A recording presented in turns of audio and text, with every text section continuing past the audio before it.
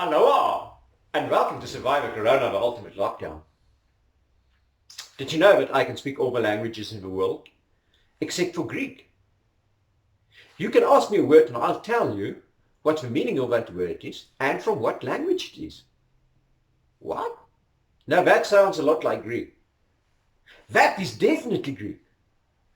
I know one word in Greek, and that is testelestai, and it means your debt are paid in full. You are free. A young woman was accused of dealing with drugs.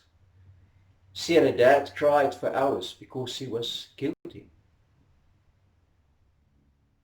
The day she went to court, the judge asked her, "What do you plead?" And she said, "I'm guilty, Your Honor." The judge looked at her for a long time and said, "I find you guilty, and I sentence you to 10,000 rand or a year in prison." The young lady started to cry because she knew, I must go to prison because I don't have the 10,000 rand. And then something strange happened. The judge took off his jacket. He went to the court official and he paid him the 10,000 rand. The court official wrote on the receipt, "Tetelestai, your sentence, your debt is paid. You are free."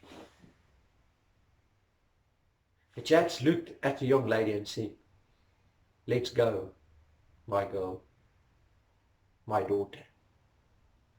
Wow. And when I heard that story, I just know that is what Jesus did for us on the cross. Listen to what he says in Isaiah 53, verse 5. And there he said, "But he was wounded for our transgressions, for our sins. He was crushed for our wickedness. The punishment for our well-being fell on him." He paid the price in full for mine and for your sin. And that is why we can go to him and ask him to forgive us our sin. And then Jesus says, "I forgive you, because the price for your sin I already paid in full on the cross. You are free."